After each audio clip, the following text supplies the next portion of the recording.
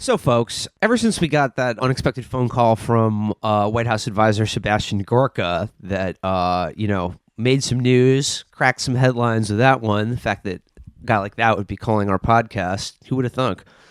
But ever since then, we've created something here on the show. We now have a special private voicemail box that only celebrities and powerful politicos and media figures know about. You know, when you're on our level, you get access to these type of things. Looks like we have something for you guys this week. Haven't heard it yet, but let's see who called. Let's see who's on the line talking to Chapo. Hey, folks, it's Alex Jones here. I got a statement I'd like to read to you. I, Alex Jones, on behalf of the InfoWars Media Group and in conjunction with PrisonPlanet.com, which has been broadcasting the truth and nothing but the truth for 23 years, despite a literal nuclear-style attack from the mainstream globalist media empire as they see the beachhead, which we have taken in service to you, the people, who have been lied to basically since the early 1930s, but more specifically since the first meeting of the Trilateral Commission, have been advised by our InfoWars legal counsel to provide further clarification regarding a few instances on our broadcast which may or may not have led our viewers to create a misperception regarding some details involving specific groups. First, the Bilderberg Group. Now, while I have not specifically reported on the activity of the Bilderberg Group, our broadcast has at times referenced reporting by other individuals, which we now know to be fraudulent actors intended to create a smokescreen of lies. I can now report to you that the Bilderberg Group is nothing more than a loose affiliation of German travel agencies. Okay? Folks, these are just travel agencies in Germany who have a group, and they meet from time to time to discuss the travel industry. So that's all that's going on there. So we cleared up that. That fire's out. Second, the demons. Now, InfoWars and PrisonPlanet.com prides itself on speaking truth to power because if we don't, we know we cannot rely on the globalist New World Order to tell us what's really going on. But our researchers have determined that on one or two occasions we have lumped some of our factual reporting to an outside report which may have suggested that certain members of the globalist New World Order, certain devious and truly evil folks who want nothing more than to take away our individual rights and freedoms, that this reporting has inaccurately indicated that certain members of this group are demons.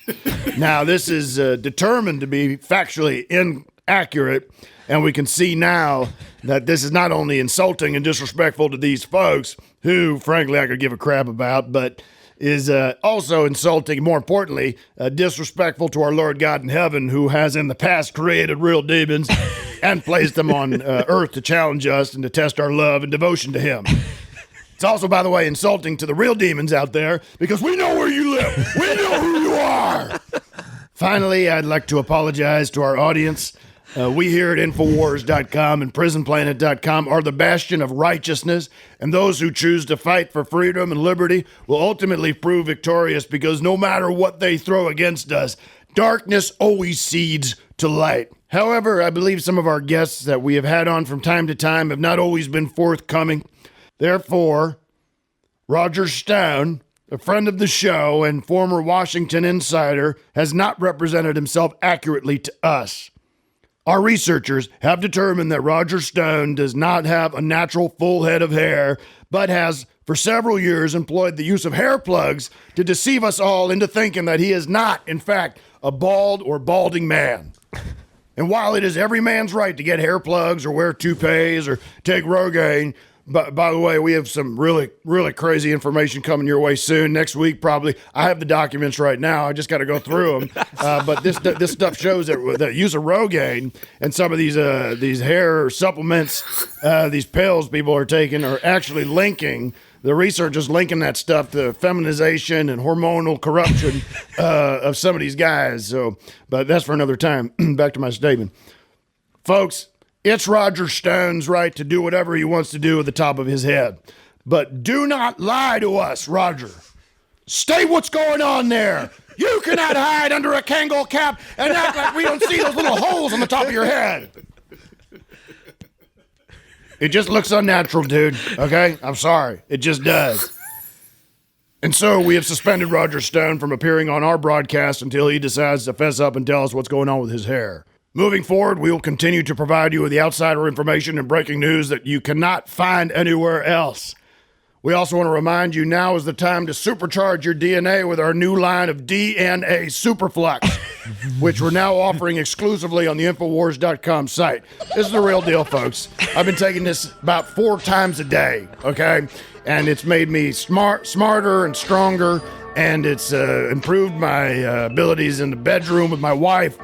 And, I've seen this stuff on other sites there. You're looking at $50, $60 a bottle. We got it $19.99 right now. And I'm just basically, we're giving it away. We're not making any money on the top of this. This is basically all going into the research and using the right natural ingredients. So check out DNA Superflux in the store, Infowars.com, PrisonPlanet.com.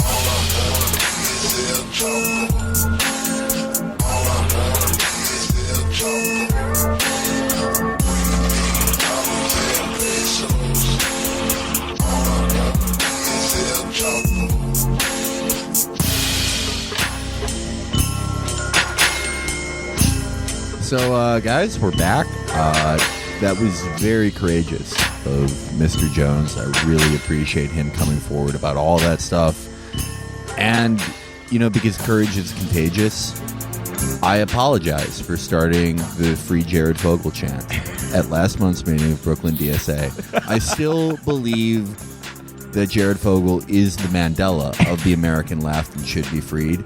But I was disrupting the meeting, and I'm excited for the opportunity to become a better person, to learn through you guys, and to get you all to free Jared Fogle, not through force, but through the strength of my arguments. Free Jared.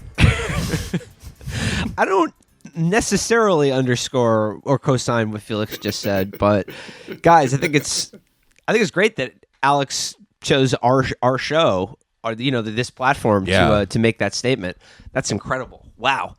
Also, shout outs to Tim Heidecker for unrelated reasons. Man, that guy's funny. Yeah, it would be cool if Tim just left a hilarious voicemail off the top of his head for a show if he did that. Which that was the real exchange. that would be a cool thing that would happen. Yeah, that would happen. Anyway, it's this week's Chapo, everybody. We're bringing you an old school episode, just the original gang. We're gonna talk some news and politics, and then we got a doozy of a reading series for you. This is Chapo, classic. Now we have a couple of things lined up, but actually, Felix just reminded me of this with his free Jared Fogle stance. I want to bring this up on the top of the show because I read this yesterday and it blew me away. Can we talk about the former CEO of Sallie Mae and his statements about Penn State and Jerry Sandusky?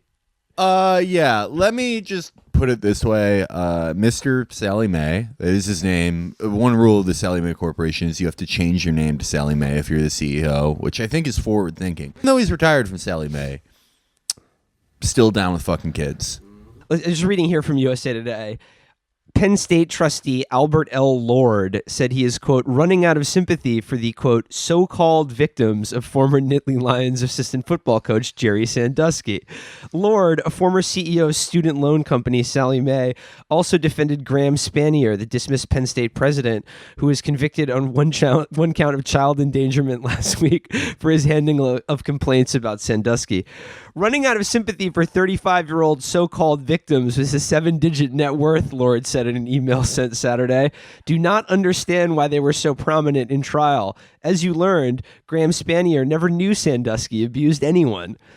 So what I love about this is, like, in case you thought that the former CEO of the student loan vampire that's probably sucking your life out as you listen to this right now, man, this guy's got some self-awareness. He's choosing to go out on a limb for this one to defend Jerry Sandusky and the administration of Penn State from their, quote, so-called victims. So, yeah, that's how Albert L. Lord views you, basically. Grey Wolves, I think that you're strong people, but, you know, a lot of you probably have student loans. Actually, I would say 60% of you, your parents owned the racism factory and paid for your education to get like a gender degree. But 40% of you have student loans.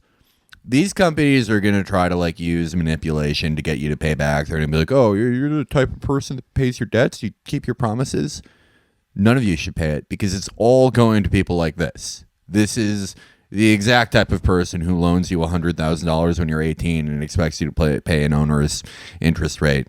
And they're going to spend your interest on making new statues with Jerry Sandusky. So yeah, that was. I thought that was just a telling glimpse into the mind of some of America's top CEOs. The other quick hit that would bring up from another friend of the show is Ross Douthat this week. Oh hell yeah! Made some joke about being horny. Or there was like this guy. This is in response to the other idiotic controversy this week about Mike Pence's weird rules for dating my teenage mother. Can we talk about how like sentient ham Eric Erickson was like? Oh, that was so funny. Eric Erickson was like, there's no reason to have dinner with another woman if you're married, unless you're planning a surprise party or a funeral, or both. Yeah, raises a lot of questions. And also, the subtext here is that any woman who like saw Eric like bite into a fucking mozzarella stick and slurp the inside out or whatever repulsive, grotesque actions he does would be like, I have to fuck you. He just peels the breading off and just leaves the mozzarella just swimming in a marinara sauce bath. Maybe I should just state, like for those maybe perhaps not familiar with this, the Washington Post did a profile of Karen Pence, Mike Pence's wife, and in it they talk about like their sort of rules and like boundaries of their relationship. They refer, I think that the Billy Graham rule is something that the former televangelist. There was just these sort of rules for staying away from the occasion of sin or infidelity, and like among them includes like you can't be in a room with like a closed door with a woman who's not your wife, and you can't like Mike Pence said he won't go to any events with alcohol without his wife, et cetera, which like taken in a vacuum is like whatever. Like if people can negotiate the terms and boundaries of their intimate relationships however they like. However, the reply, the seeming obtuseness with which people don't get why this is a problem for in a professional setting, certainly, but definitely if you're an elected official, like if you have all of these rules to protect your marriage that also prohibit you from basically doing business or being in the same room with women who is like half of the country and certainly half of the state that you were once governor of, like that's a problem, right? Like, and the idea that it's just so dangerous that like you can't act like a professional for an hour in like an out of work setting is ridiculous. I mean, look, this shit happens all the time. Men and women, coworkers, things do happen. But again, the reactions to this has been hilarious. Like most of the time people were just like, well, that's a little weird, and just made fun of him again for calling his wife mother. And all kinds of and then weird his politics, obviously. Yeah, exactly. If only there was some way that we could determine whether this reflected a broader disrespect of women in his worldview. Mm-hmm. But a couple ones of note that I want to make mention of, that guy Matt Walsh. Yeah, who is he again? Man. He's like because I always think he's a Reason.com guy, but he's not. No. That's Matt Welch. Matt Walsh is like sort of this like Christian dad blogger. Okay. Who's a complete piece of shit. Yeah. And he had like some clip that like to me sounded like the opening of a novel or something. It was like a really great opening of a novel where he just said, I'm a totally normal heterosexual dad or something like that. Which is like, he said, a glint in his eye. Yeah. That's a real choose your own adventure there. Anyway. Well, the exchange with Ross, just for the record, was someone said, I often wonder if social conservatives actually have a higher libido on average, hence the greater perceived need to control sexual desire. And not that he was tagged, not that his name was mentioned, Ross jumped in and said, we definitely do. Yeah, Ross does not just celebrate Good Friday, he celebrates Good Pussy Mondays. He started that, not Plies. Foil potency, yo. It's really more in sorrow than bragging, because every fucking Sunday he goes to church and he's knocking over the communion chalices with inappropriate inappropriate boners. It's Raging. It's Now- really it's a tough thing for him. It's the scene from from Bad Lieutenant where he's just causing a fire by knocking the incense out of the altar boy's hands with his heart on. Oh, I fucked up. He's chasing around chunky Reese Witherspoons while Yakety Sax plays. Right. It's Yakety Sax. It's Yakety Sax, but done by an a cappella chorus. No, it's like a Gregorian. Yeah, exactly. He's also dressed like a British Bobby. Yes. And his hat just like falls off his head and he goes, whoop. His bow tie spins around. Now, I think Ross was joking. It's a weird thing for Jeff Spross to say to begin with. Like, what an odd thing to like be like. This is a very wonkish cast of mind. To just be like, oh, what's the data on the horniness levels of conservative versus liberal men? It's like, I mean, I wouldn't say they're more horny, but they're definitely like they don't know what to do with it more. They're more repressed. Yeah. Yeah. And it's like they probably have produced the same amount of jizz as I have in my lifetime. The difference between me and them is I can release my seed, my essence, not into a woman, of course, never. Mandrake. But they don't. When I cut myself shaving, blood comes out. When they cut themselves shaving, just a fucking Cum. jet of cum. Yeah. It's been 15 minutes. Glad we already made it to the the to cum portion. Yeah. Yep. I still haven't even gotten to several of, I think, the funniest reactions to this. Can we talk about our girl Molly Hemingway? Oh yeah, I'm March of really. Dimes. I mean, this is all speculative interpretations of this reaction. Of But- course, Molly Hemingway had to get down on this in the Federalist, and the headline is "Don't mock Mike Pence for protecting his marriage. Commend him." And she does her usual thing about how like, guess what? It's you that's out of touch. That like, guess what? You're weirded out that an adult man and wife calls each other mother and father. You've got a little bit of learning to do. Matt had the best joke about being in a bubble of non-religious conservatives. Yes, Mike Pence's daughter has to go sleep in a red tent once a month. Get outside of your bubble. Oh yeah, I got a lot of people who thought that was real. I just want to read from Molly here. She says, still other Twitter sages express profound disgust with Mike Pence calling his wife mother. I mean, it is disgusting. It's awful. Though I can't post their vile tweets, so you'll just have to trust me. Whatever. My parents didn't call each other mother or father, and my husband and I don't do it, but I've certainly encountered it across the country and globe. So the reaction against it suggests a certain lack of reading or travel.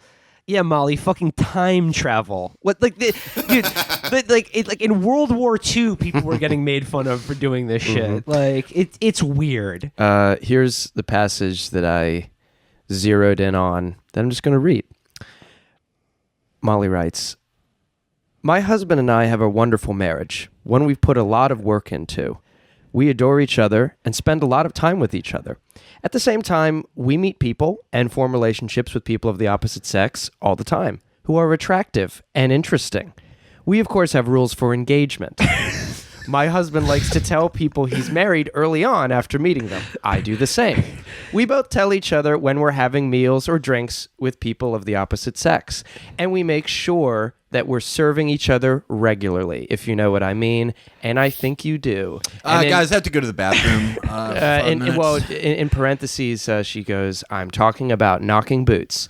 Now, that last bit, I'm confident.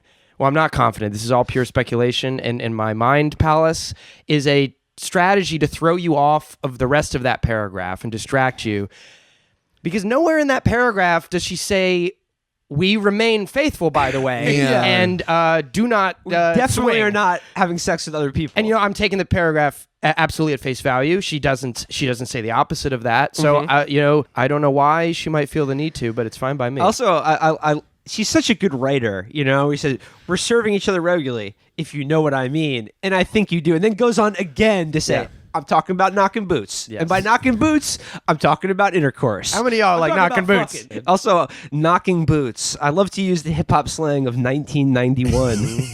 What's up, Buster? A lot of busters, but again, it's like the whole thing. It's like it's a silly thing that people made fun of on Twitter because it's funny. The fact that that these guys are like going around like just like wife, not wife, danger, danger, danger. I'm approaching a not wife, which is, every other woman in the world. Yeah. But then, like, look, it's funny because of who these assholes are, and who they are people who won't shut the fuck up about other people's relationships and marriages and shit like that. And of course, people like Molly and Ross Douthat and fucking all of these people who are like, no, this is completely normal. You're the weird one. Right. On this like totally fringe behavior, right?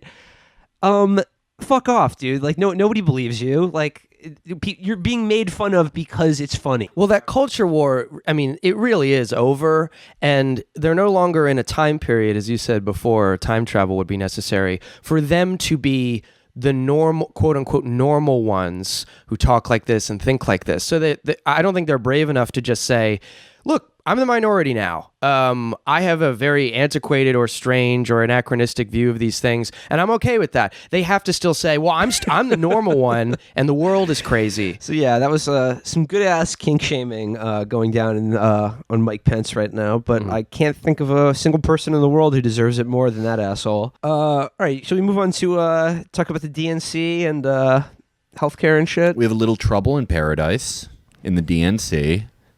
Things were going so great until now. After, heroically beating racism by calling Keith Ellison a Muslim, and A Louis Farrakhan devotee. I did think it was weird when Keith Ellison's fundraiser email called me a Yakubian devil. But that's his beliefs, and I respect it. But, after defeating racism in that way and having fundraiser emails sent out by Tom Perez, somehow there's still trouble. The DNC, about a month ago, told all staffers that they're probably going to fire people, but they don't know. So for the next month, it's going to be like just great solutions, great work, great motivation, great synergy. Great morale. Great morale. That's what I learned at Business Hotel Management Club Entrepreneur School.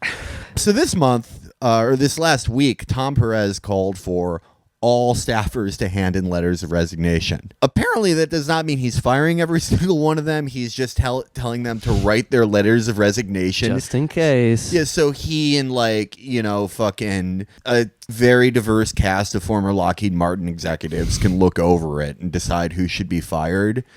This is just cartoonishly bad. I'm not even sure the RNC would do this to its people, but I think this is important because we're in this weird moment where we are shifting the window on healthcare a little bit, but the people sort of beating back on it are these lanyards. I think this is so illustrative because it shows, look, unless you're fucking Tom Perez or Debbie Wasserman Schultz herself, there's no reason for you to carry water for shit for this anymore. This isn't a quid pro quo. They will just fuck you over seemingly for no reason, as they're doing now. They're not firing all these lanyards because they want to go in the new direction. They want to do the exact same shit, but this is just how their sort of corporatized lizard brains work. You have to restructure the company and go in a bold new direction by just throwing everyone out on their ass while doing the exact same shit and punishing none of the upper management. So if you are a lanyard in D.C., take after the Russian army guards in 1917. There's no reason for you to keep firing on the crowd anymore because they're going to turn on you too. Yeah, like what do you make of the sort of lack of a coordinated message on healthcare right now from the Democrats? Like, it does seem like this would be the perfect time to just come out for Medicare for all, and I've been seeing a little bit of that. But like, there's the John Conyers Medicare for all bill that's up to 80 co-sponsors now. I think yesterday was 78, now it's 80.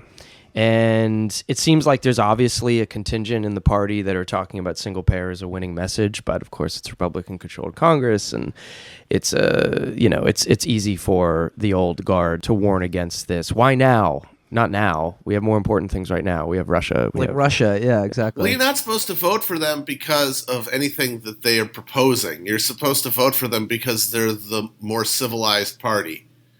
You're supposed to vote for them because they're the enlightened party. That has nothing. That's never been tied to an agenda beyond stopping the Neanderthals, basically. And that's supposed to be enough. And if you aren't moved to vote for that, then that's your fault. and you should die of fentanyl overdose. Well, I remember another thing I saw this week was like someone shared, there was a clip of Hillary Clinton on the campaign trail at some town hall meeting when the campaign was still going on, and some woman asked her a question about the ACA, and basically, poured her heart out to the effect that it's still too expensive, it's not enough, like I can't make ends meet, like healthcare is like the biggest downward pressure on my checkbook and life at the moment. And Hillary Clinton's response to that, to defend the ACA, was basically to say, just keep shopping, like you'll find a deal out there for you. Women be it's shopping. It's out there. Just keep moving. Never sleep. Never stop moving. Keep thrashing about. Move if you have to. Move again. Drive for Lyft and Uber at the same time. Grind your body and soul down to a fucking pencil nub. That is the neoliberal credo, and people are supposed to be inspired by that. Or just for the wonks, like the Matts and Ezras of the world, like they think that's cool. They're like, look, you can compare rates and shop online or whatever, and it's just like, it's inconceivable to them that like, I don't fucking want to shop for healthcare or health insurance. Like I just want to have it taken care of. I don't want to think about any of this shit. Like anything that involves like numbers and graphs and data and shit like that, I just like I don't want it to think. I don't want to think about that.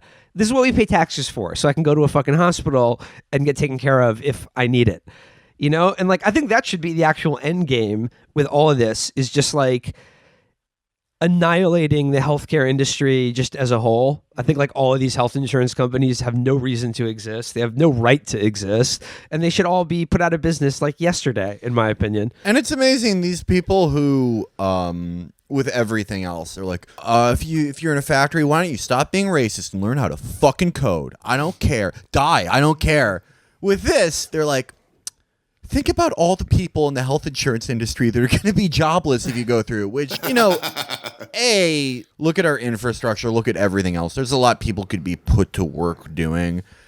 But as with the coal or fossil fuel industry as well. Fossil fuel or manufacturing. But B, it's like, how long do you think this can go on? Because if you have any fucking sense in the world, how can you look at American healthcare costs versus any other country on earth and not go, oh, this is a massive fucking bubble, like exactly what happened in the 90s with .coms, exactly what happened with the financial industry, where you take a thing and a bunch of fucking cocksuckers and lanyards decide that it's a certain value just because it is, and you just keep printing more and more money and creating more and more value on paper that enriches about 1,000 insufferable fucking pricks who write open letters about so-called victims of child abuse. These are who these people are. Yeah, and you look at that, you look at everything that's happened, you look at the fucking financial collapse that wasn't even fucking a decade ago, and you go, like as I saw one Vox writer say about rising healthcare costs in 2016, even under Obamacare, well, people are going to have to realize it just costs what it costs. These people worship data, but they can't even fucking contextualize it into history. They can't even look at healthcare costs for what they are, a bubble. This industry is built on a bubble, and it's going to pop one way or the other, but if it's going to deflate, we might as well just make it so you don't go fucking bankrupt to get an MRI. Actually, we're going to be talking about healthcare policy in an upcoming episode, but like it just seems to me that like the American healthcare system could not be designed to be more like cruel and awful, but like I think that's basically intentional. And I think what it is it's another major force, maybe the major force of like the upward redistribution of wealth, is that it just hoovers money out of the pockets of people and keeps them, like in the middle class or whatever. If like you have to buy healthcare, well, either you get it through an employer, so that keeps you at a job that maybe you don't want to do, or you have to pay for it out of pocket for your family, and it just keeps you at the right level of sort of precarity where you have just enough safety, but it could all go away at any moment as long as you just keep paying. And like the worst thing that these people could imagine is that people had, didn't have to stress out about this all the time. Because I think like I think for the people who defend the American healthcare system, there's a lot of disingenuous arguments. The ones that are usually proffered from like fucking, I don't know, Meghan McArdle or people like her is like, well, it may be more expensive in America than the rest of the world, and it may deliver far worse results. But you know what? pharmaceutical companies and we have all the best medical innovation in the world, and like that's the price we pay for curing cancer, basically. Which is, if you believe that, I mean, you're an idiot. Start whitewashing that fence right now if you buy that argument. But I think beneath it, I think they like the American healthcare system in private hands being run for profit because I think they think it has a salutary effect on the population. They think it has sort of like a disciplining effect on the population. I think that's at bottom really what they believe in. And you sometimes hear this from, disillusioned lefties even, but they say, I don't think Americans want to be taken care of like that. It's just year after year, we just kind of, it seems like Americans, unlike other people, they really don't want health care. And I mean, I don't think we should accept that because, of course, there's not been some kind of pushback on Medicare, for the past however many years saying, no, this is too much. I got this. Take it away. Well, Jonah Goldberg said that it's because in Europe where they have universal health care, they still have royalty, and they're basically just serfs who still, they see the government basically as the sovereign and are willing to be taken care of that way. Whereas Americans overthrew the goddamn royalty and we fucking do our own shit and we cure our own cancer with fucking melon baller because we're a goddamn frontier fucking free people. Right. When I think of Jonah Goldberg, a fat oaf who's never been good at anything or really worked a day in his life, I think that is the opposite of monarchy. This guy who makes six figures just sort of whining. Farting out one column a week about just bullshit. Yeah. Writing a book about how fucking recycling is how Hitler came to power. I look at that guy and I go, man, we could never have someone that good under monarchy. Yeah, no, I think like healthcare has got to be either insanely expensive or something that you have to have a job to deserve. I think that's what it comes down to. I think like it's this idea that they love markets because they think markets are a kind of moral means test about like who gets what in society and who can prove their worth in society and who can basically at the end of the day who deserves to keep living. I think there is a kind of social Darwinist element to all of this as well. Lanyards, don't throw yourselves on the line for this. Stand down. Let this continuing rising tide of this somewhat loose movement of people who are now clamoring for this as a human right. Let it happen, because Tom Perez, they're all going to fuck you in the end. They're going to fire you. They're going to embarrass you. They don't give a fuck about you. Let it happen. And, like we said, just to bring it full circle once again, Lanyards, just like get behind this cause right now. Put your name on the line, sign, write articles about it. Free Jared Fogle. Jared Fogle went to prison for supporting universal health care. All the charges were trumped up. Free my man. All right, guys, should we do this reading series? DJ, run that Nerdlinger shit. All right, so we got a reading series here for you this week. It comes to us courtesy of the National Review's Jay Nerdlinger. Now, I remember longtime fans of the show will remember, like very early on, like in our first, second, or third episode, we always implored the listener when we do these things to Google image search the name. You gotta get in your head the face and just like whole just appearance and presentation of the guy writing this article. So if you're listening to this now, please Google image search Jay Nerdlinger, who for the rest of this article will be referred to as Jay Nerdlinger. And I have to give a shout out to the Twitter user who clocked this one for us. It's at Eshhou, ESHHOU. So thank you, Eshhou, for putting me onto this one because it's a good one. Okay, so this is Jay Nerdlinger, some personal notes on the Blacksonian. Of course, the Blacksonian, he's referring to the new National Museum of African American History and Culture. So it's the Blacksonian, like Blackula, Blackenstein, and... A black fair to remember. Here he goes. The Smithsonian Institute has a new museum ensconced on the National Mall. It is the National Museum of African American History and Culture. The museum opened in September. It was authorized by Congress 13 years before, in 2003. I can't remember when I first heard about the museum, but according to Google, I first wrote about it in 2006. The words are not especially happy. And he quotes himself here. Okay. I have never liked segregation in history or elsewhere. Great start. Hell yeah, yes. And if black Americans aren't part of the general American story, no one is. This new museum gives official federal sanction to historiographic segregation. It is the Smithsonian's own February. Well, if we must have such a museum, better make it good. So I love that he's like, I've never liked segregation, folks. I'm going to go out on a limb here. This is a controversial... Unlike the magazine I write for. Which is actually always... Huge fan. But I love the phrase historiographic segregation. So he's like, the museum itself is segregation. Yeah. It's historiographic segregation. If you guys actually think about it, having Holocaust museums is anti-Semitic because they gets should into be that. in the general German history museum. Right. And the counting museum. You should be able to go in there with an abacus, and they shouldn't throw you the fuck out just because you're asking questions. I didn't even accuse them of anything. The IBM Holocaust Counting Museum. It should be, the Holocaust Museum should be in the IBM building. Yes. Okay, so he says, Nerdlinger continues. He says, the Smithsonian has long had a National Museum of American History. You might have thought that this would have been enough where American history was concerned. What did George Wallace cry those years ago? Segregation now, segregation tomorrow, segregation forever. In all our museums, African American history museums now, tomorrow, forever. That is what George Wallace said about the Smithsonian's National Museum of Only Africa. certain people should be allowed to say that word. The outside agitators wanna put all the exhibits in one room.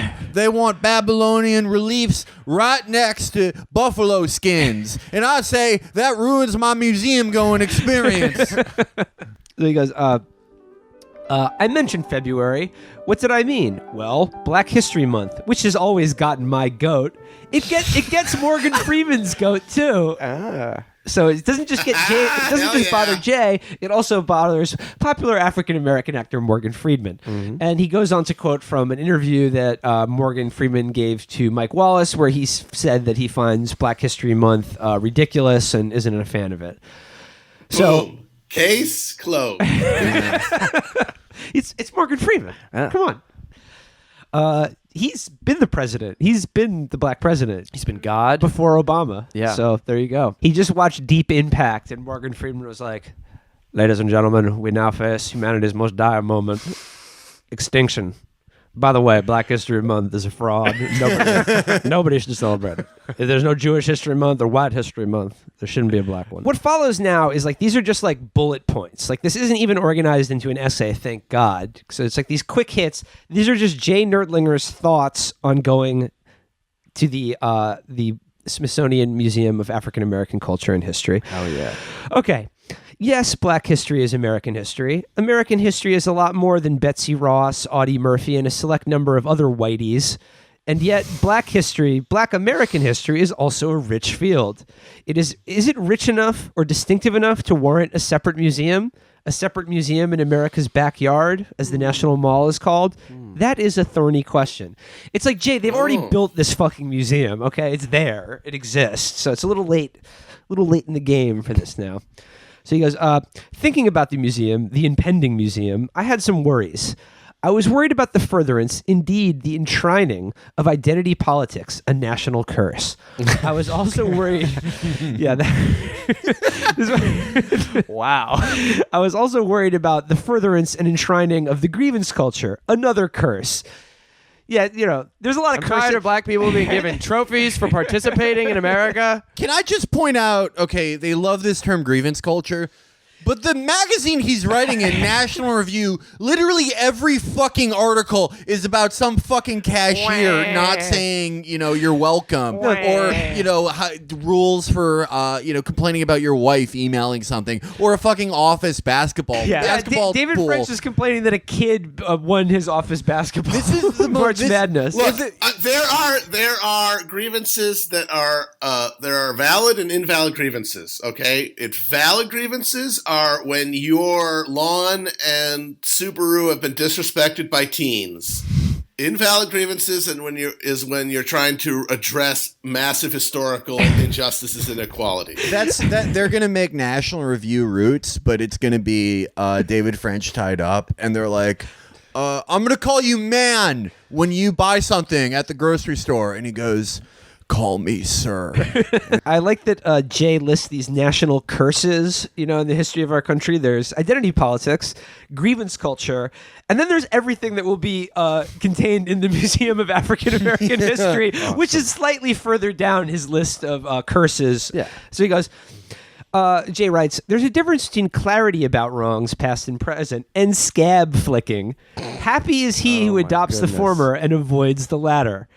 Here was another It's one. really weird how easy it is to say that when you have no fucking grievances other than a barista didn't put Trump rules on your cup when you asked them to. Here's another worry. If you have a separate museum for Black Americans, what about other racial or ethnic groups or religious groups? A Mormon museum would be interesting, wouldn't it? They have that, you fucking dumbass. But it's not the Smithsonian. It's not the national government. Like the Mormons built their own Mormon museum. And he goes, by the way, the Smithsonian has a national museum of the American Indian. That's another story and another series of notes. Perhaps in parentheses.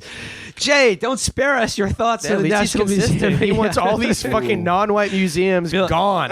Felix, you ready for this one? This is ancient history, but I remember being opposed to, or at least skeptical of, the U.S. Holocaust Memorial Museum, which opened in 1993. I wondered, what is it doing on American soil? Let them have it in Europe, not here. And why should a Holocaust museum be mingled with the National Air and Space Museum and all that? Anyway, that is long over. Well, I mean, look, Jay Nerdlinger is a fucking terrible politics writer, not a very good thinker or writer.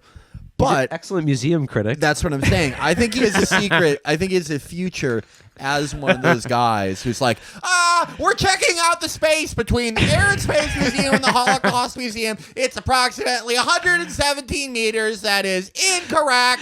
I hate the shape. But the thing is, when he's saying he's criticizing the Holocaust Museum, but he's not saying there shouldn't be a Holocaust Museum. He's saying that it should be in the United States. And frankly, maybe there's a case for that. There is actually a case for that. If it's going to be consonant with what he's saying about the Black American Black History Museum, like we said, he should be saying, why isn't it part of the National German Museum? He wants it to just be in Africa. Jay wants Africa to be turned into a sort of a habitat for extinct museums. Was it in Liberia? Yeah, that. No, well, that's what's funny. Like, there is actually a point to be made that, like, why is the Holocaust Museum in America? The Holocaust didn't happen here. Sure. A Holocaust happened here. Yeah. But Jay's already pissed about those two museums existing. I mean, but there are also huge Holocaust museums in Europe. Yeah. By the way, now I'm just getting the idea. Jay Nerdlinger, museum critic, in the new Ben Stiller feature, Night at the Holocaust Museum. Yeah. or even better, Night at the Museum of African American History. He gets trapped in the first one in the Holocaust Museum. He gets trapped in the elevator, as is the conservative curse. Yeah. And Reinhard Heydrich comes to life and helps him out, played by Luke Wilson. There you go. Played by Luke Wilson. Yeah.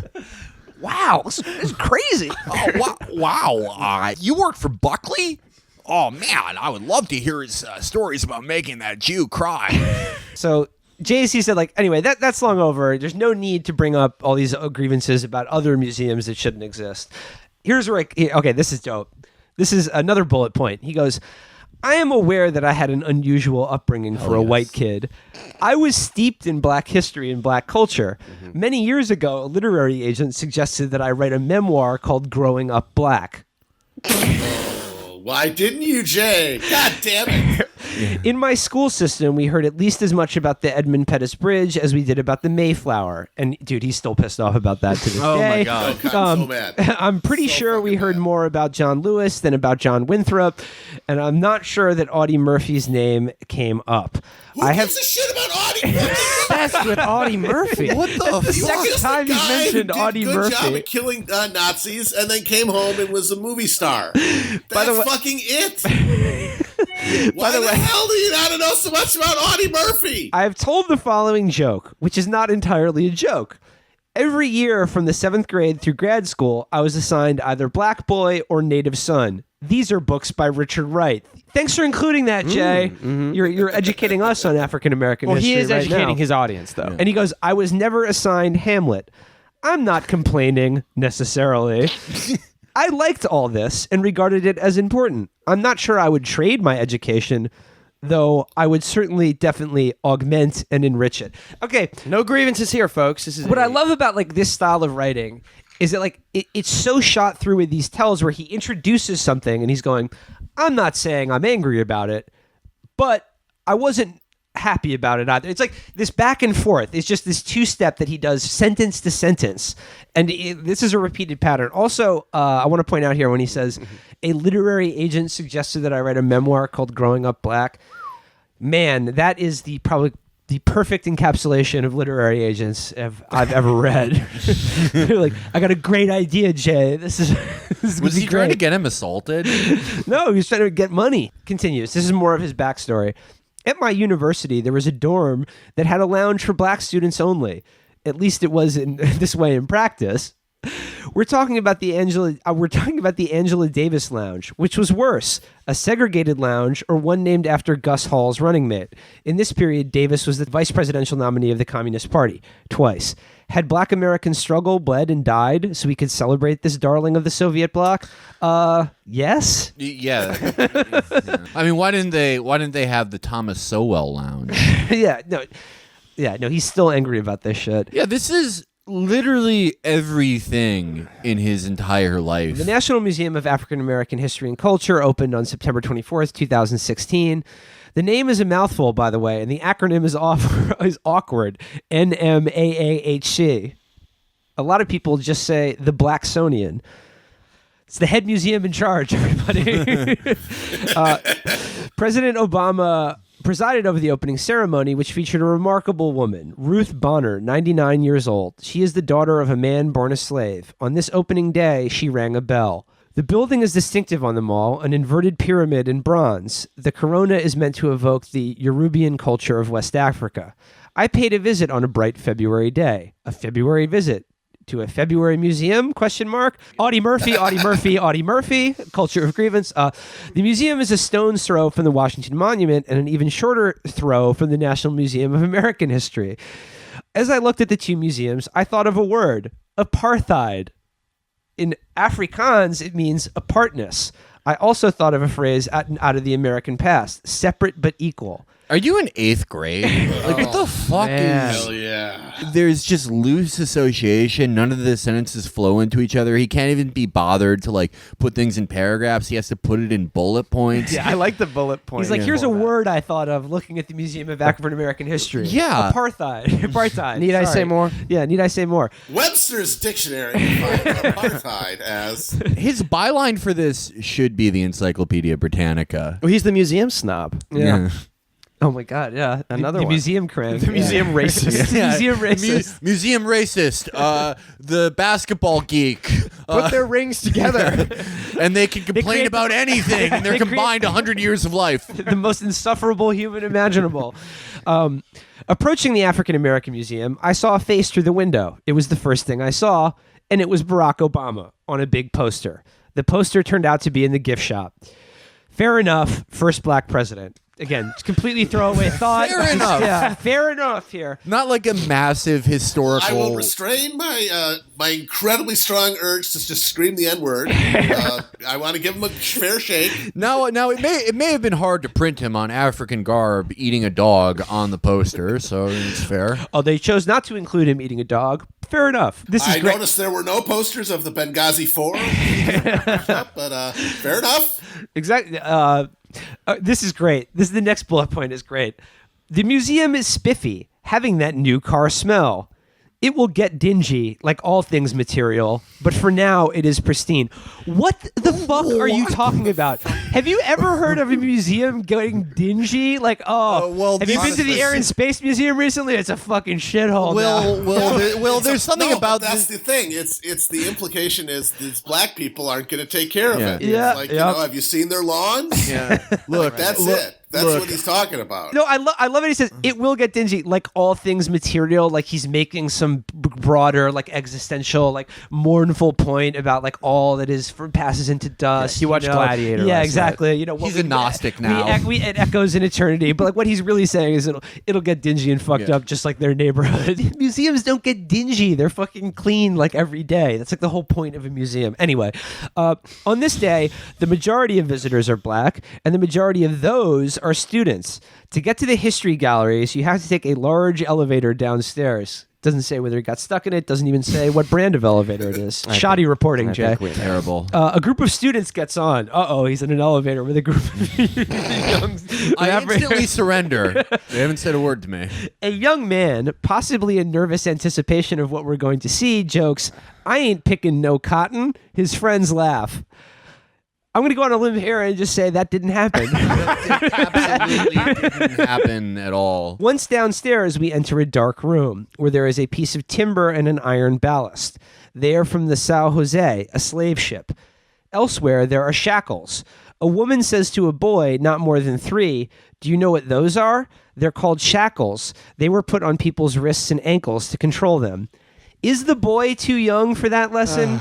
I tend to think so, but maybe I'm wrong. Again, this two-step. Yeah. Why are you bringing it up? Yeah. But, I hate grievance culture. I'm going to go to the museum just to catalog other people's behavior in the museum and complain about it. What age do you think that, like for instance, like anything that, like, would Jay ever say, like, a kid would be too young to be taken to Arlington Cemetery and taught about the Normandy landing? Of course not.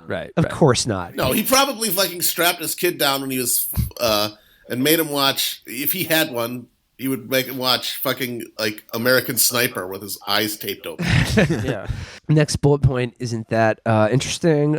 He goes, "There are many interpretations of history, American and other history, and you can't enshrine them all in the National Mall unless you perform an impressive balancing act. You can't enshrine both Forrest McDonald, the late conservative, and Howard Zinn, the late leftist. So who gets enshrined?" Thanks for that thought. Totally fucking useless. I love the Howard Zinn Museum. And and what artifacts do you include? This museum has almost 37,000 of them. Nat Turner's Bible, anyone could understand. But the handcuffs used on Professor Henry Louis Gates when he was arrested in 2009? Really? Still upset about that. President Obama helped make this arrest a cause célèbre. At some point, he held at the White House a beer summit. Thanks for reminding us about that. Wow. By the way, back to the beer summit thing. That was early on in Obama's presidency, and that's when I gave up any hope of him being good at all. The fact that he hosted that fucking piece of shit cop, brought him to the White House to kiss his ass. Because these exact fucking dickheads wet their pants about it.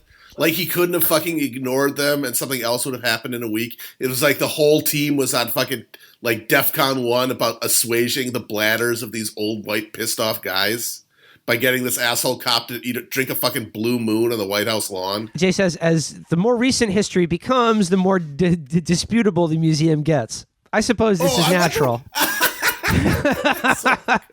The closer it gets to the... It's like, you know what? Even though my magazine was against all of the stuff that I'm now saying was in unarguably good progress, now I'm 100% confident to say that that there's like good and bad historical events, and that I'm totally in the ability to judge which ones they are. And the fact that the closer they get to implicating me personally, the more likely I am to discount them, that has no bearing. Well, he gets to more recent history.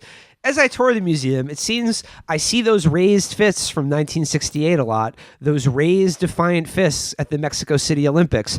Frankly, I'm a tiny bit sick of those fists after seeing them for a lifetime. Smithsonian Institute, why didn't you consult Jay Nerdlinger when making this museum? In Jay's perfect museum, it would be like, it goes up to about 1865, and then it's just all Ben Carson stuff. Yeah. Like, no, this is a nice museum. Check this out. This is really good. I gazed at the wonderful face of Rosa Parks and read about her heroics in the 1950s down in Alabama. But I knew a different Rosa Parks, too. I mean, I knew her through the media. She was living in Detroit, and I was living in Ann Arbor. When she was an old lady, 81, she had the hell beaten out of her by a thug right in her own home after she had given him money, too. That, I believe, is a big problem. Bull Connor, he dead. Holy shit! I just want to read that again. Bull Connor, he dead. It do be like that, no? Holy shit! Where is the black on black crime wing? If I had a role in the African American Museum, I would suggest a mention of this crime committed against Mrs. Parks decades after Montgomery. Again, Smithsonian, why didn't you consult the editorial board of the National Review when making this African American History Museum? He begins this going like, you know, what I cannot stand is just a parade of grievances, and then it's like Patriots, like, why are there so many pictures of fists? I don't like fists. They make me nervous. Here it is. Here we go again.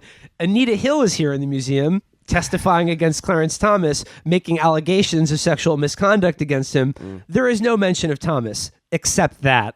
Well, what do you want? Yeah. What do you want? Yeah. What would go in there about Thomas? He goes on and on to talk about, like, okay, believe it or not, that is not the most disgraceful part of the museum. Oh, what? That they don't have a whole wing dedicated to how fucking great Clarence Thomas is?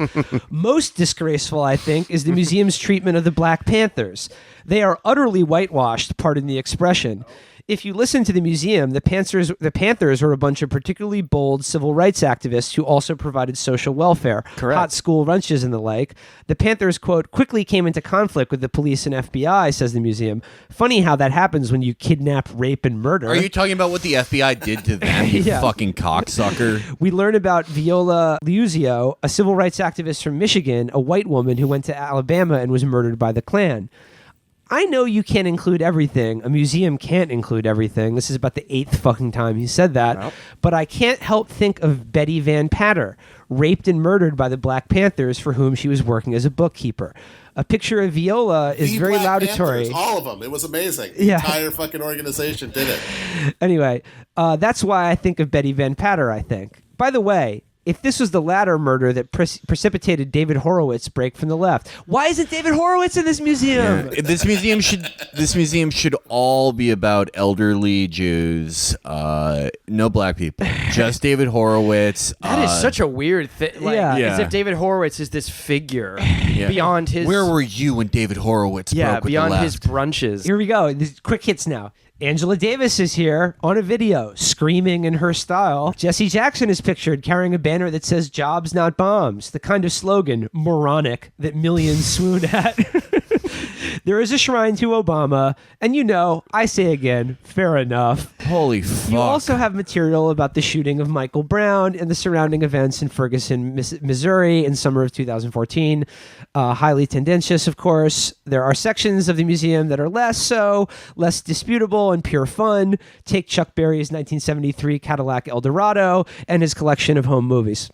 Just kidding. I added that last part.